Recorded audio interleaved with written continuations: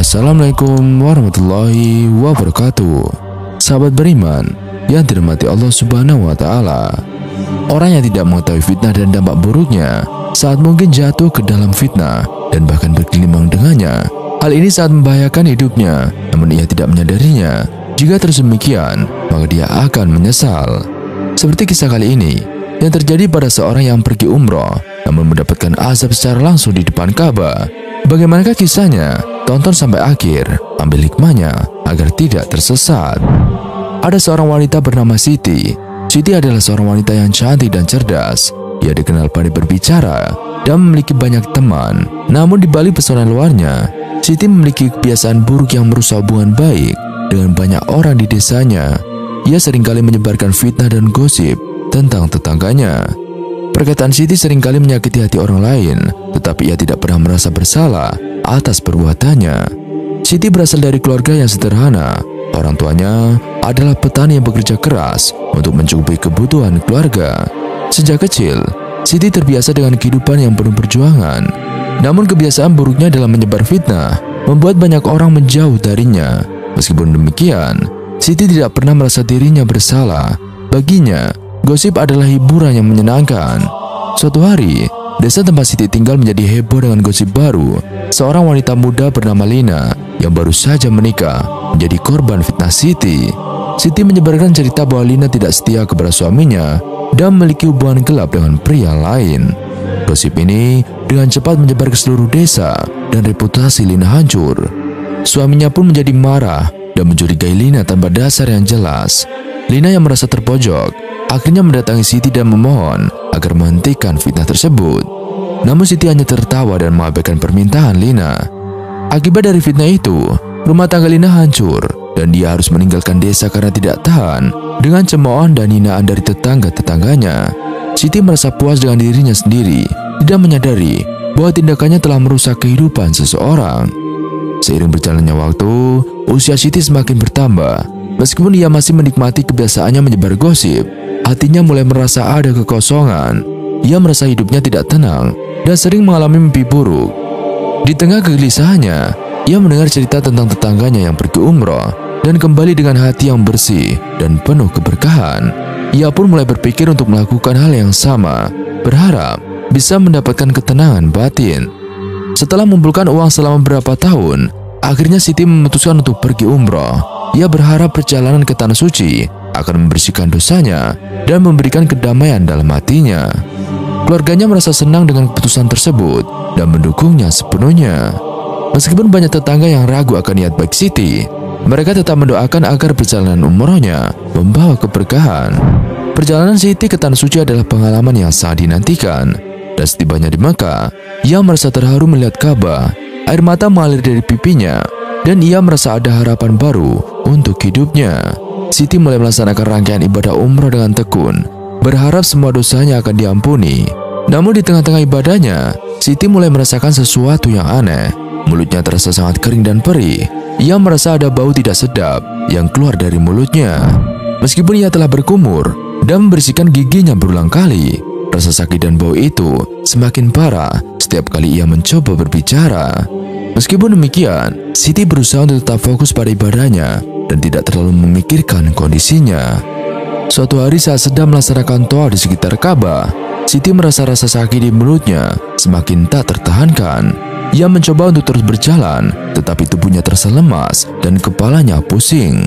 Saat itulah, Siti merasakan ada sesuatu yang aneh di mulutnya, dan ketika ia membuka mulutnya, ia terkejut melihat darah bercampur nanah yang keluar. Bau busuk yang sangat menyengat membuat orang-orang di sekitarnya menjauh. Siti panik dan berusaha mencari pertolongan. Ia dibawa ke klinik terdekat untuk mendapatkan perawatan medis. Dokter yang memeriksanya tidak menemukan penyebab medis yang jelas atas kondisi mulutnya. Mereka hanya bisa memberikan obat pereda nyeri dan antiseptik untuk mengurangi infeksi.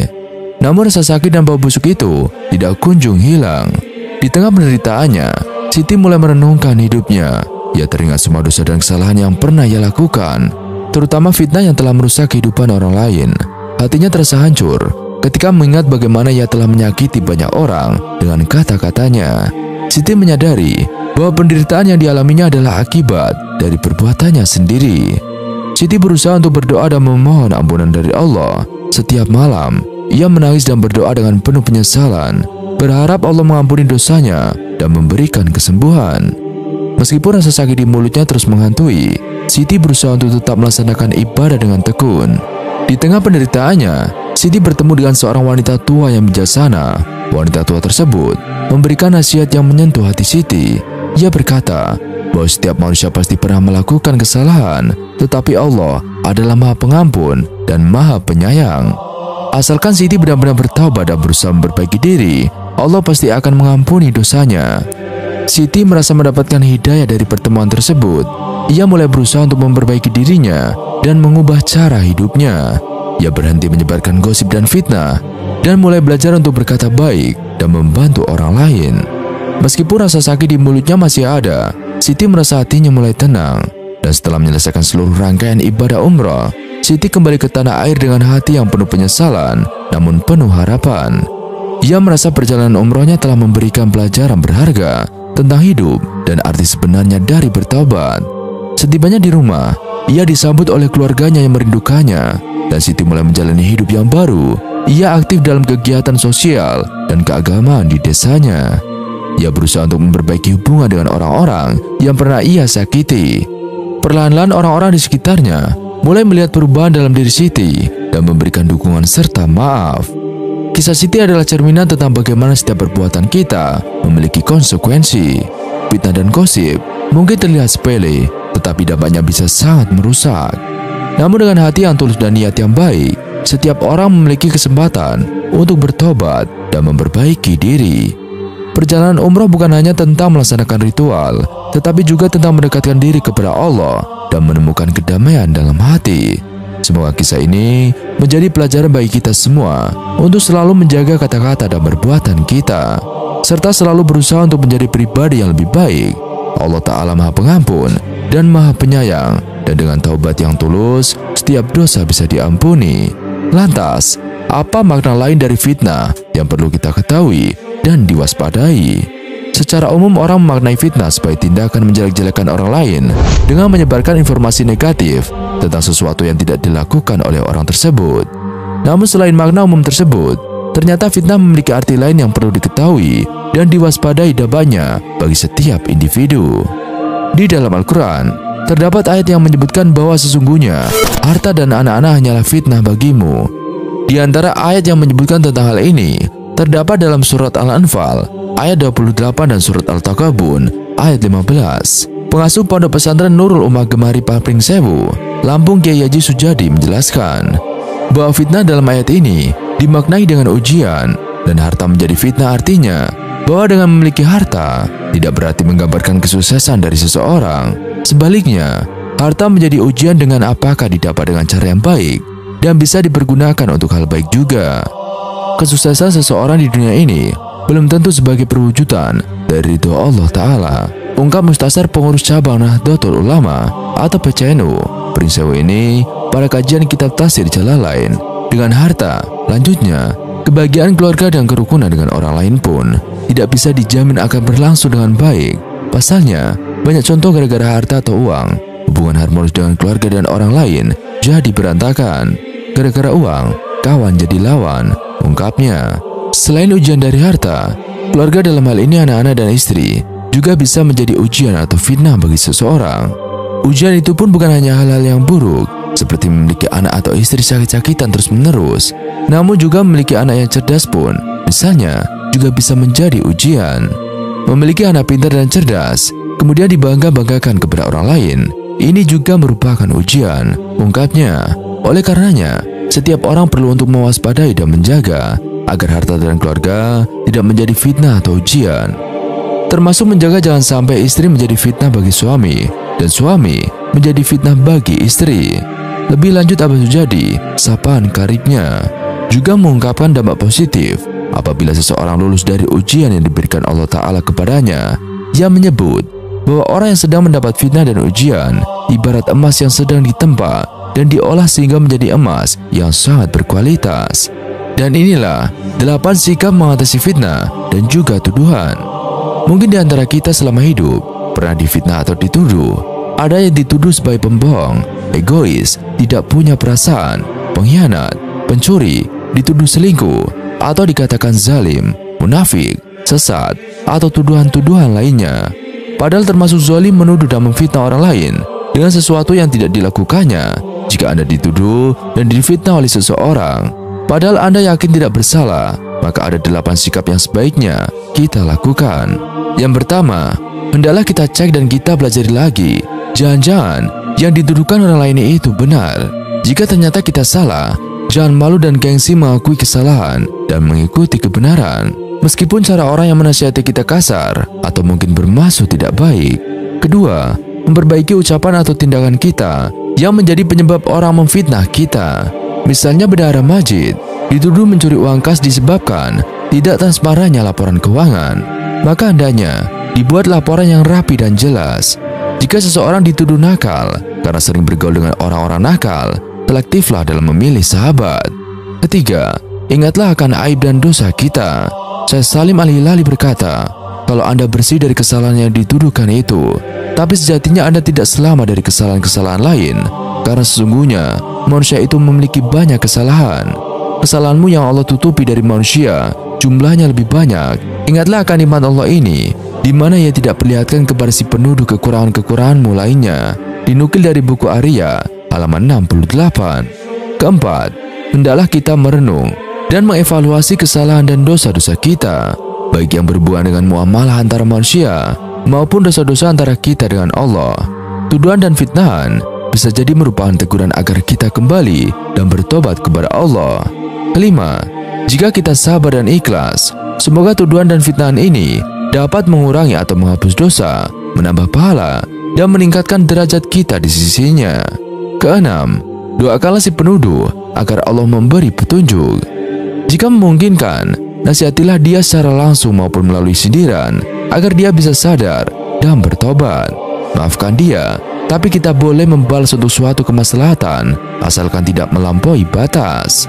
Jika terpaksa, doakanlah keburukan untuk si zalim agar ia menjadi sadar dan bertobat.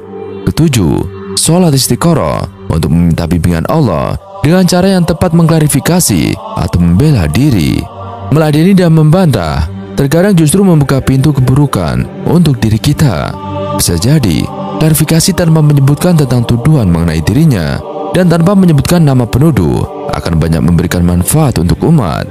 Kedelapan, yakinlah musibah tuduhan merupakan kebaikan untuk Anda.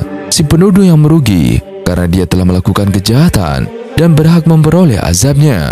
Allah Ta'ala berfirman, janganlah kamu mengira berita bohong itu buruk bagi kamu.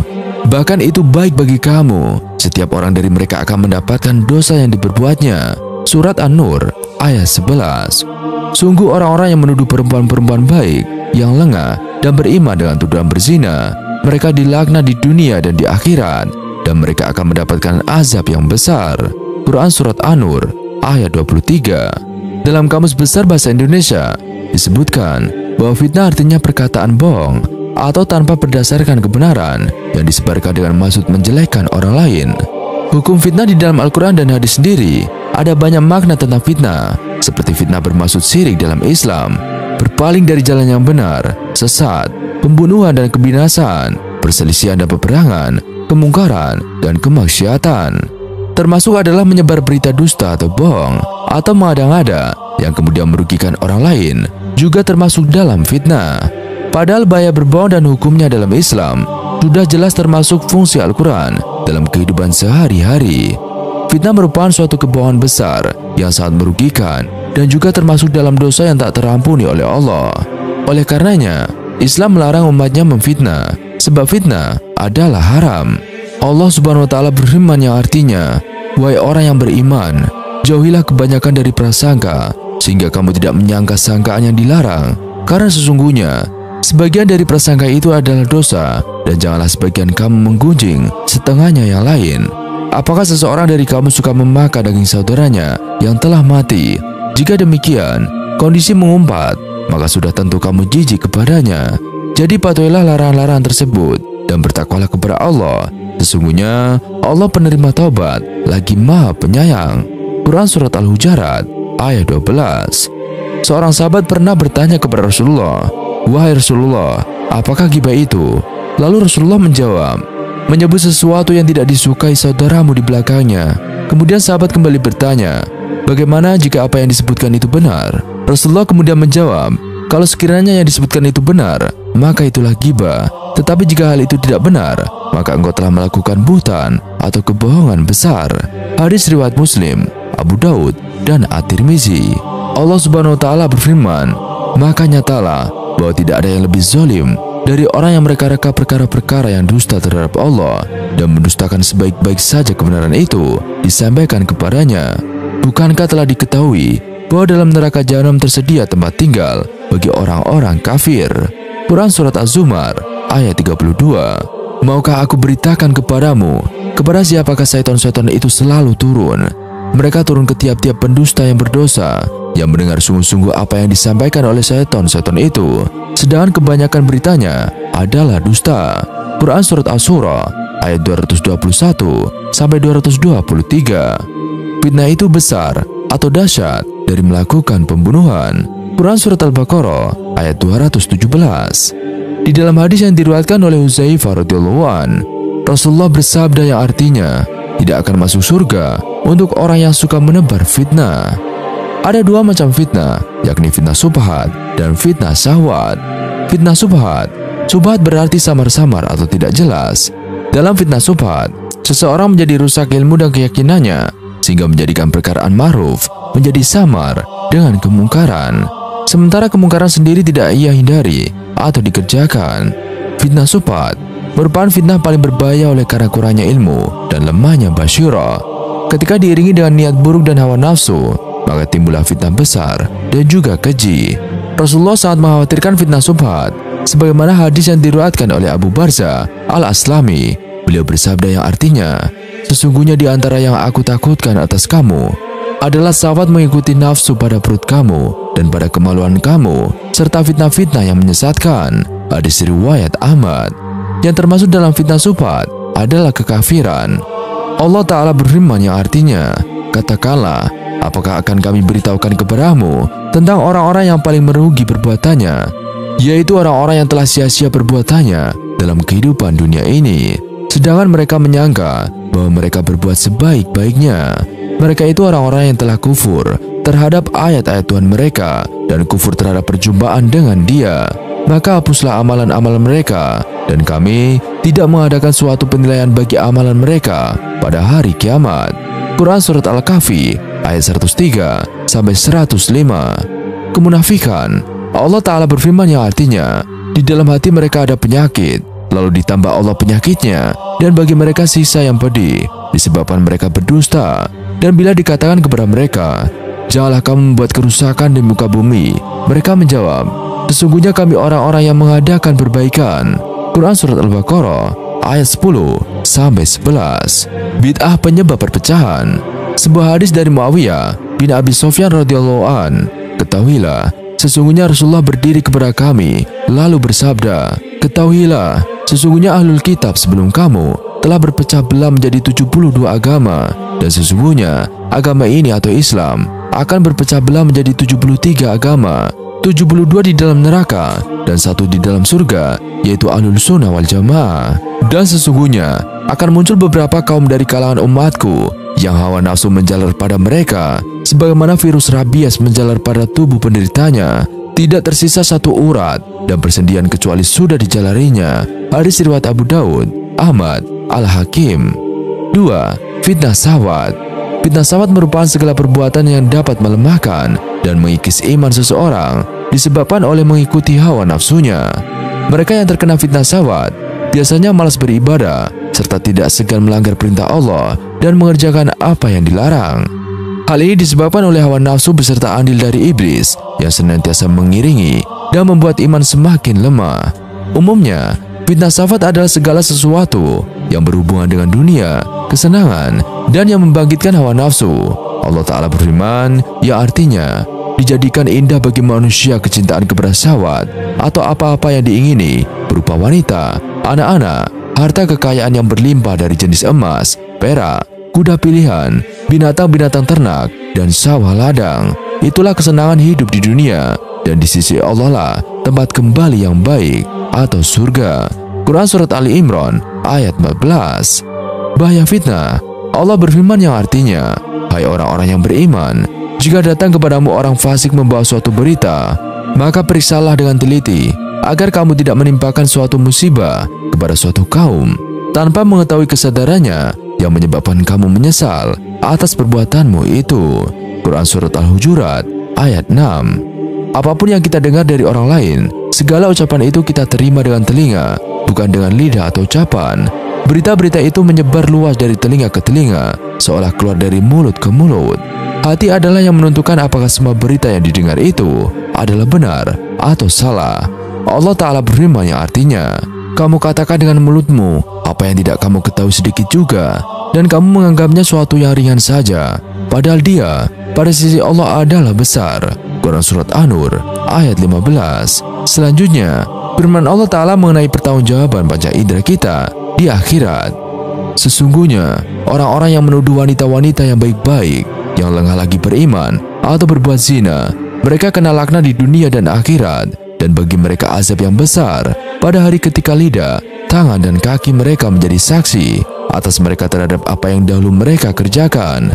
Pada hari itu, Allah akan memberi mereka balasan yang setimpal menurut semestinya, dan taulah mereka bahwa Allah lah yang benar, lagi yang menjelaskan atau segala sesuatu menurut hakikat yang sebenarnya.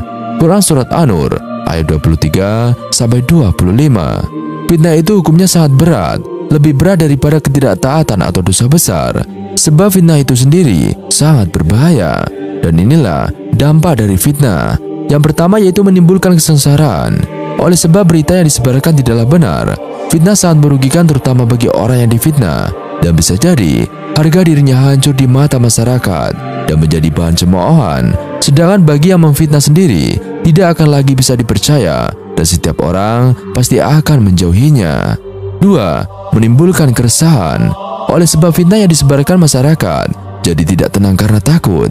Misalnya ada yang difitnah menjadi pencuri, pastinya orang akan takut jika suatu mereka akan jadi korbannya. 3. Memecah kebersamaan dan tali silaturahmi. Satu fitnah saja bisa menghancurkan satu bangsa, karena satu fitnah saja bisa menimbulkan berbagai masalah yang akhirnya bisa menjadi seperti lingkaran setan atau masalah yang tiada akhir. Padahal keutamaan menyambung tali silaturahmi dalam Islam sangatlah besar. 4. Dapat mencelakai orang lain. Fitnah lebih kejam daripada pembunuhan. Pada kenyataannya, itu memang benar. Fitnah umumnya dilatar belakangi ketidaksukaan atau kebencian terhadap orang lain, tidak menutup kemungkinan turut membangkitkan niatan jahat, berbuat kriminal yang dapat mencelakai orang lain. 5. Fitnah merugikan orang lain. Sudah sangat jelas bahwa fitnah banyak memberikan korbannya kerugian, mulai dari fisik, psikis, sampai harta benda dan keluarga. Yang paling menyakitkan adalah hancurnya harga diri, karena pada dasarnya setiap manusia pasti ingin dihargai di mata manusia lainnya. 6. Tanda orang munafik. Ciri-ciri orang munafik yakni bicaranya dusta, ketika diberi kepercayaan atau amanah justru mengkhianatinya dan melanggar janji. Fitnah merupakan salah satu dosa besar yang menjadi penghalang seorang muslim untuk masuk surga, dan akibat dari perbuatan fitnah sendiri akan menjadi tanggungannya seumur hidup, yang apabila tidak segera bertobat maka nerakalah yang mengancamnya. Wallahu a'lam bishawab. Sekian video kali ini, kurang lebihnya kami mohon dimaafkan. Wassalamualaikum warahmatullahi wabarakatuh.